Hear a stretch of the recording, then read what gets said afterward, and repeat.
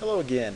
We've been talking about these tabs up here, and in this particular lesson we're going to show you a little bit more what you can do with this Hsl Grayscale tab, and we're going to talk about split toning, and we're going to touch on lens correction. We'll go ahead and start here with lens correction.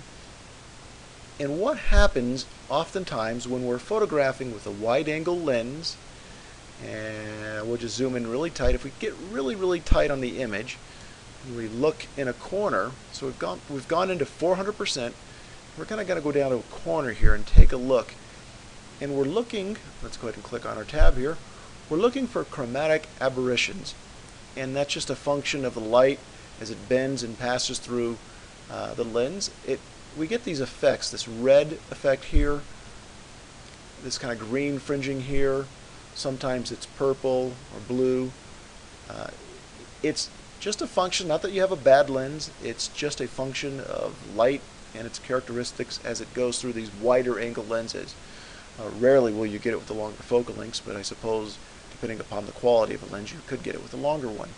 Anyway, we can correct this here. Why would we want to correct it? If you're planning to take your photographs really large blow-ups, these fringing colors will show up or can show up if you go large enough. And we want to remove them so they don't become a distraction in the image. It's real simple. We click on the 6th tab back. Go ahead and turn the defringe on either to all edges or highlight edges. I typically use highlight edges. And then it's very simple. You just take these sliders and let's run it really far. We run them left or right. In this particular case with this lens, I know I run it to the left a little bit.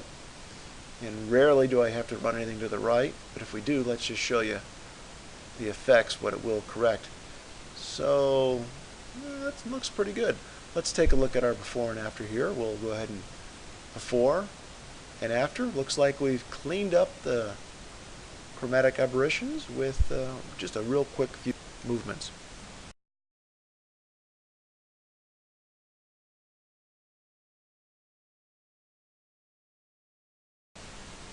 Alright, so we'll turn that back on. We're going to right click. We have our magnifying glass on, and we'll right click and have it fit in view.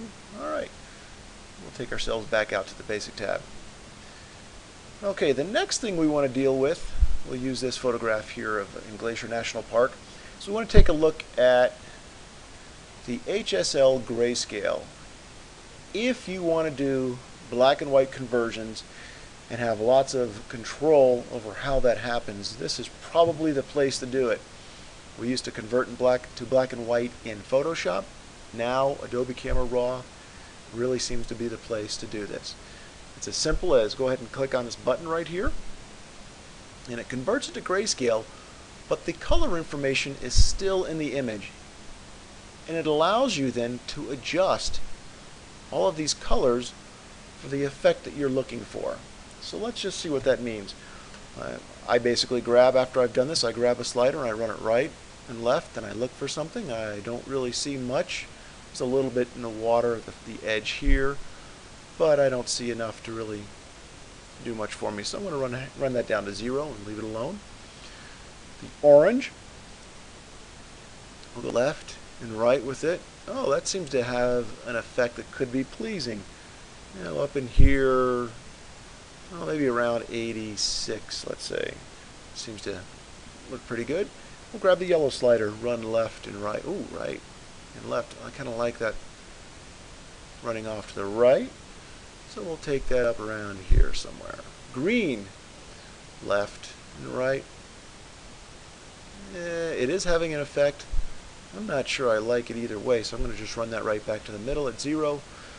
Aquas, right, left. Ooh, it's kind of darkening our water. Now, I kind of like that. Give ourselves a little more contrast with the rocks around it. So that looks fine there. Blues, let's run the slider right. Ooh, and left. Okay, now we're getting a dramatic effect with the blue. Let's see, where do we want this? Maybe about right there. Purples, let's run that right and left.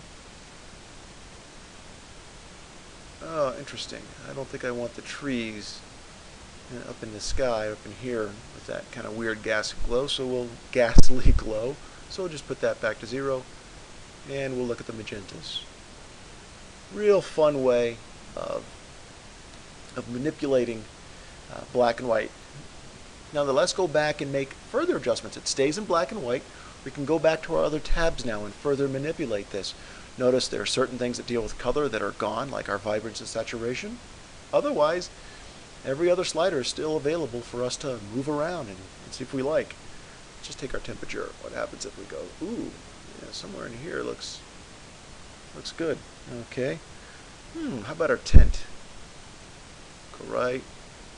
These all have an effect. Let's see here. Maybe about right there. And let's see. I don't think I'm going to mess with anything here. We could go through and mess with these. Oh, you know what? Sometimes clarity can help. Just a little bit of clarity can help these black and whites. That's a little too strong. Maybe 25. Okay. So I think from here, maybe I ought to go back and take a look at our tone curve. Here we can now work on individual tones and see what we can do. Let's just take our highlights and make them really bright and contrasty. Oh, there we go. Black and whites really work out well when there's a ton of contrast. I like that. Let's see what happens when we run our... Yeah, that could even benefit it a little bit here. Maybe we'll take it up to about right there. Darks. I don't like losing detail in darks, and that doesn't help us. We'll take that back to 0. And shadows. Obviously not that direction there. Maybe just around there. Okay. So now we could do sharpening if we wanted, and that's pretty much it though in terms of adjusting the tones of the image. So that has now made a pretty decent black and white. That now takes us through the entire HSL tab. The one left is the split toning. And what you do here is you can now, with black and whites, you can take the highlights and make them a particular tone, and the shadows their own tone, a separate tone. I don't really do that normally. Normally I take my highlights, and I give them a slight tone, so they're kind of a sepia look perhaps. To find out the exact tone you want, run the saturation way up so you can now scroll through the tones and see what tone you want to give to your highlights. Something like this might be real nice. And then take your saturation way back down, and you're giving it just a slight amount of tone here. Toggle that on and off. Just a little bit of a warmer sepia feel to it. That's as much as I ever do here with split toning. But I'm going to show you what you can do. You can now work your shadows. And the concept behind this is to take your shadows off in another direction altogether, perhaps to a cool tone. So you run that over to a tone that you want the shadows to be. You can back this down to something, and now you have your highlights going one direction, your shadows going a different direction, and then of course you can play with the balance of where the shadows creep in, where the tones are splitting. Okay, that's your split toning tab and your black and white conversion and what's going on with your lens correction tab.